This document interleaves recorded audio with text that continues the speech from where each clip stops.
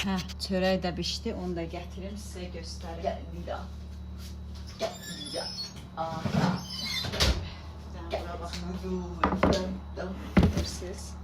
Eyni xəmirdən həm xaçapuri bişirdim, siz piydə deyirsiniz, həm də çörək bişirdim. Görün nə qəşəngdir. Mənim uşaqlar nazik sevir, ona görə qalın eləm. Əgər istəyirsinizsə, bax sizə bir dənə də sir deyim, bilməyənlər üçün. Çörək qalın olsun, onda ona vilka vurmayın. Vilka bilirsiniz də, talış dilində deyirəm, çəngəl.